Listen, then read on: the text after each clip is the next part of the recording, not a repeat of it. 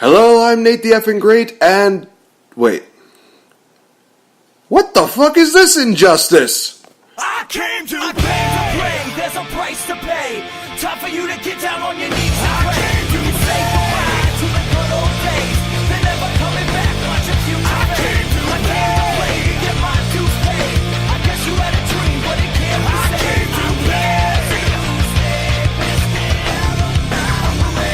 came to play. There's a price to pay. Time for you to get down on your knees and pray. You can say goodbye to the good old days. They're never coming back. Watch your future fade. I came to play to get my dues paid. I guess you had a dream, but it can't be saved. I came to play.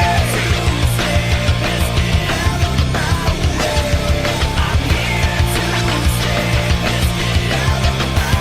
I came to play. Run away if you see me. Hey guys, this is Nate the Effing Great. Welcome to another edition of The Game Changer. And of course, that was indeed The Miz's theme music, who did not make a list that I just witnessed as far as the best of 2017 as far as WWE wrestlers go. What? What? Are you kidding me? This is unacceptable. Okay, so give you guys a little bit of background. I watch a lot of videos from a YouTube channel called WatchMojo.com. And a lot of times what they like to do is they like to give a lot of top 10 lists, like top 10 great movies of the year, top 10 great Oscar winners, top 10 people who should be nominated for Oscars, best TV series of all time, etc., and so forth. And recently, they just did a top 10 list of the best wrestlers in 2017. Now, understandably so, two wrestlers that are not on this list, Nakamura and Bobby Roode, they are just still slowly getting up there. And I think that what made this list a bit more different is the fact that they more focused on the main roster guys, which is understandable to say the least. So I'm looking at this list, and I'm going to kind of go bit by bit some of the issues that I have or some of the positive things that I have to say about this list. Starting with the honorable mentions, they throw in Sami Zayn in there, which honestly I would give that the benefit of the doubt. I think that Sami Zayn still puts on really good matches. They just really need to book him in the right limelight, and especially after this past Tuesday where they built up somewhat of a mini revival feud between Kevin Owens and Sami Zayn. I honestly thought the promo between Sami Zayn and Kevin Owens was absolutely great, and it's just one of those things where it's like, why is this not a big deal? Again, is beyond me. I mean, last year, if you remember, they had that huge quote-unquote final confrontation at Battleground.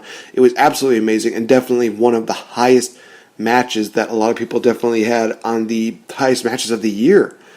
And the fact that that match itself is so sorely forgotten is just, it's injustice.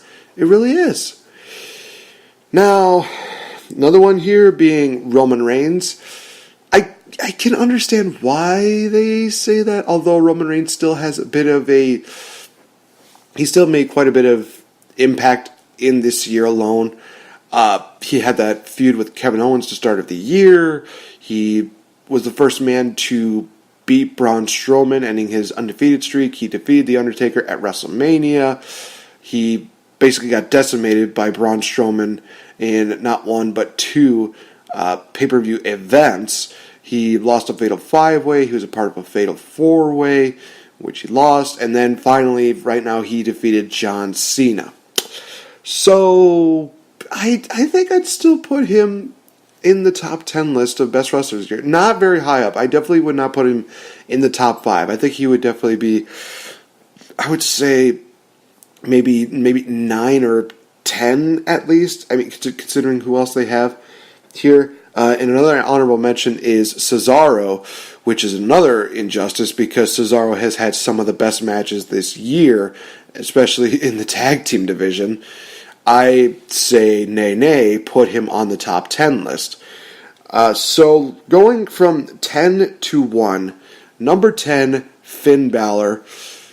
I really wish that I could say that he should be on the list. I would probably put him as an honorable mention at this point because he really has not done too much in the way of anything, really. It sucks for him because Finn Balor is definitely one of the most talented and gifted wrestlers in WWE today, and they're just booking him like shit. They really are. It's stupid.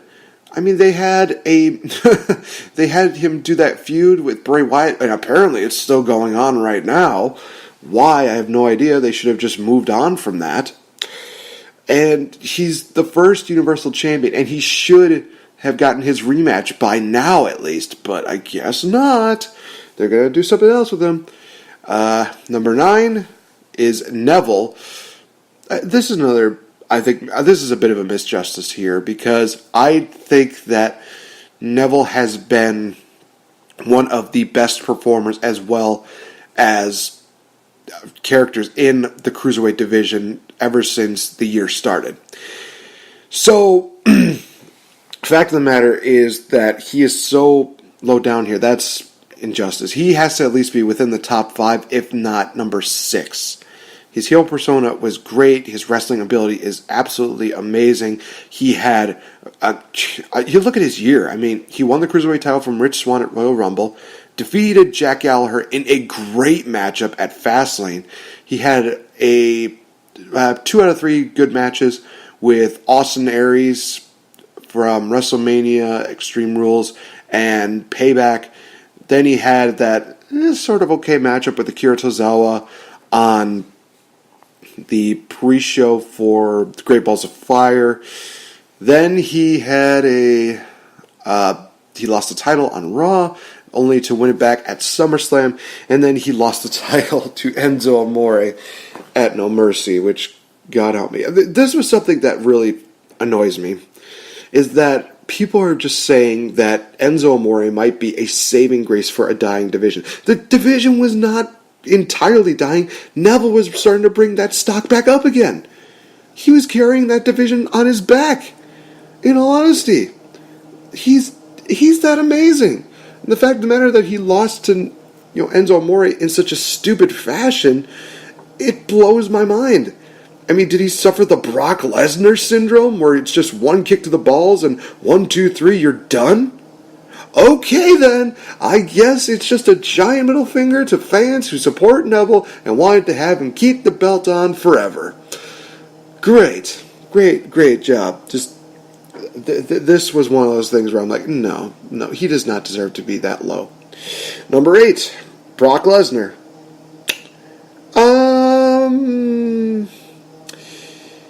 Why is he on this list? Because, okay, let's look at his track record. Was eliminated by Goldberg at Royal Rumble. WrestleMania, defeated Goldberg for the Universal title. Then he had a title defense at Great Balls of Fire. And then he had a title defense at SummerSlam in the Fatal 4-Way, which is honestly early match of the year quality because of guys like Braun Strowman, Roman Reigns, and Samoa Joe. And then he defeated Braun Strowman with one F5. I think as far as the year goes, Roman Reigns definitely had a more eventful year than Brock Lesnar. I'm not going to lie. So, I don't like the fact that he was on this list. He really did nothing. Number 7, Dean Ambrose. Again, another guy that really didn't do too much of anything this year. I mean, he won the Intercontinental title from Miz earlier in the year, I believe. And then just, he was in the Elimination Chamber. He defeated Baron Corbin. Then lost the title to The Miz. And then he teamed up with Seth Rollins to win the titles at SummerSlam.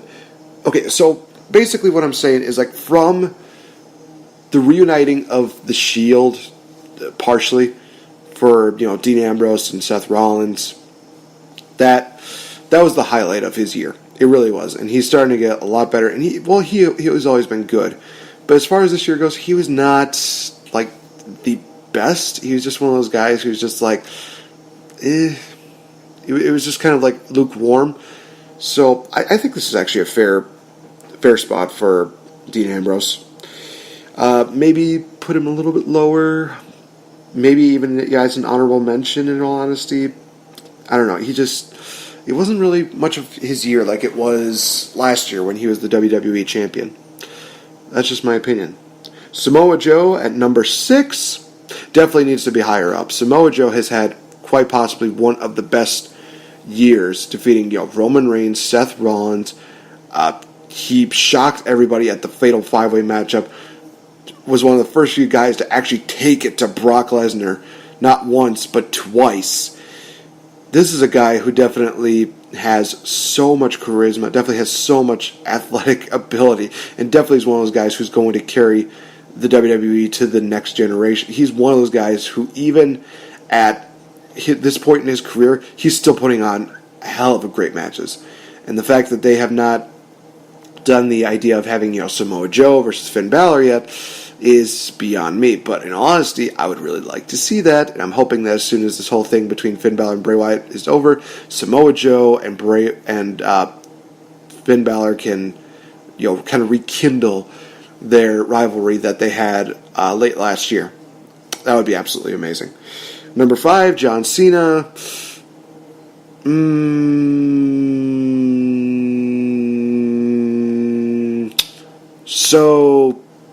Okay. He won the WWE title at Royal Rumble. Understandable. But then about a couple weeks later, he lost it to Bray Wyatt. Okay. And then he defeats The Miz at WrestleMania, which sort of made sense because it was kind of their big moment, and John Cena would, pop the question to Nikki and blah, blah, blah. Then he would be gone until July, and then he would come back to basically just wreck Rusev in Rusev's first match back. Great. Then he just defeats Baron Corbin. Wow. And then loses to Roman Reigns at No Mercy. And now he's going to be off until possibly Survivor Series. Great. Just fucking great. This was not a good year really for John Cena. I don't think this was one of his standout years, and I don't see him as the top 5 wrestler on this list. I definitely think that he is either lower ranked or he's an honorable mention as well. No, I'd still keep him within the top 10 because he had a great matchup with Shinsuke Nakamura, and I will admit that his matches with The Miz were good. Match with AJ was awesome, even though I didn't like the finish. And him versus Roman was still kind of subpar from what people were expecting. It was still good. It was still a bit of a highlight throughout the year. Number 4 being Kevin Owens. He definitely deserves to be within the top. I think he should be number 2 at this point. Kevin Owens this year had a great relationship with Chris Jericho, which created some of the best moments that Monday Night Raw possibly had in its entirety. The Festival of Friendship segment was absolutely just emotionally driven. It made you just love everything that happened. It just really made you... And Kevin Owens is definitely one of those guys who definitely stays true to the fact that he is a heel, and he will stay a heel. And he's one of those guys who's just like, oh, you like supporting me? Yeah, you like supporting somebody who's really high up there, so shut the hell up and stop riding my coattails. So, yeah, Kevin Owens is definitely one of those guys who just really stands out as an absolutely amazing wrestler this year. He definitely deserves to be higher up there. Number 3 is Braun Strowman. I think that might be a fair spot for him. Like I said, I think that Braun Strowman is not higher than Kevin Owens. I will say that much. But Braun Strowman this year alone has had, honestly, some of the best things that everybody was in shock about. They were not expecting him to be so good as he was with the Roman Reigns feud that he had. He had 3 great main event matches with the Big Show, which a lot of people definitely did not expect to happen at all. Braun Strowman definitely took it to Brock Lesnar as well. He still continues to be one of the best, and most highlighted wrestlers of the year. The guy overturned an ambulance this guy even no-sold a German suplex from Brock Lesnar. You cannot tell me that Braun Strowman is not over. He definitely is. And he has just made Raw so much more entertaining. He made it so much more must watch because everybody wants to know what's Braun Strowman going to do next. What is he going to do next after overturning an ambulance? What's he going to do now? Just oh my gosh, I loved what they did with Braun Strowman. Number 2, Seth Rollins. I don't know. I like I said, Kevin Owens definitely deserves to be number 2. I think that Seth Rollins was definitely one of the top 5 performers.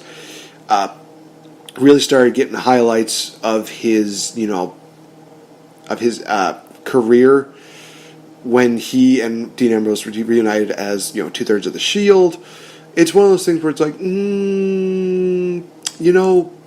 maybe he definitely deserves to be within the top 10, but he's one of those guys that definitely it should not be that high up, in my opinion. Number 1 being AJ Styles.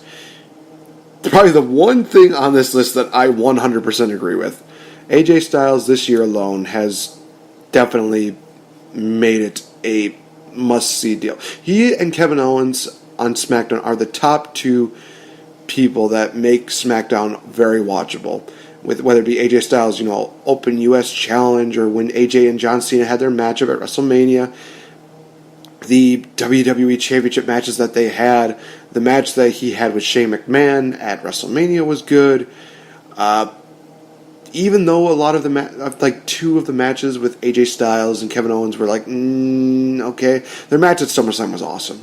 Bottom line, it was just absolutely amazing. So, yeah, I do agree with that. I really don't like the fact that they did not put The Miz on here, because The Miz actually had a really good year.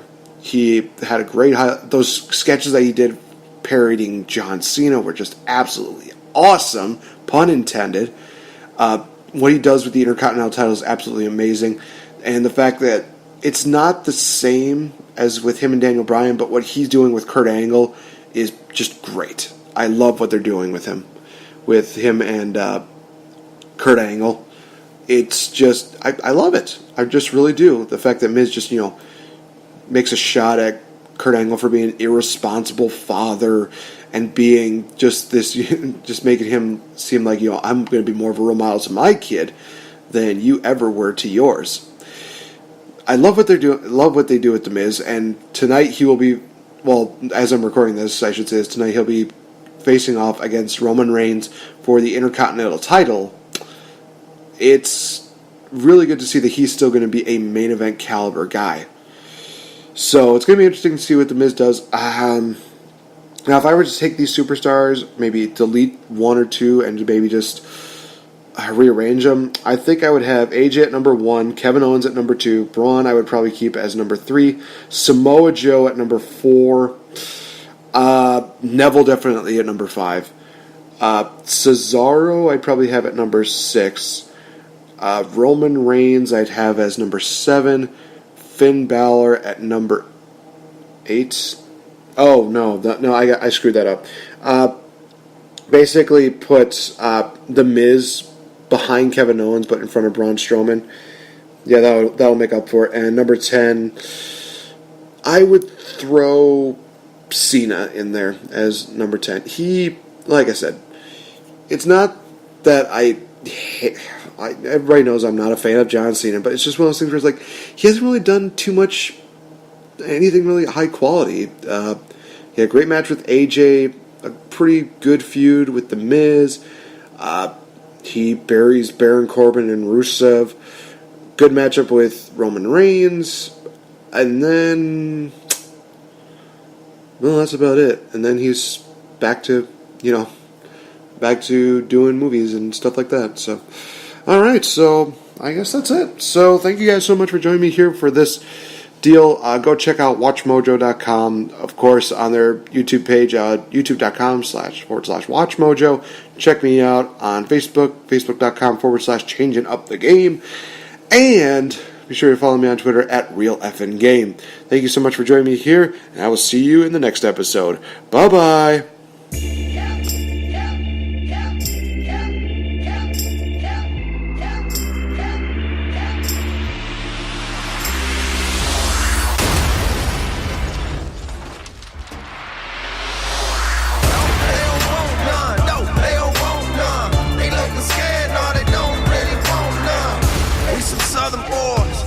primal strength. Ain't nobody man enough to feel the pain. And you could be next, you better give respect. Cause ain't nobody breaking this redneck. No.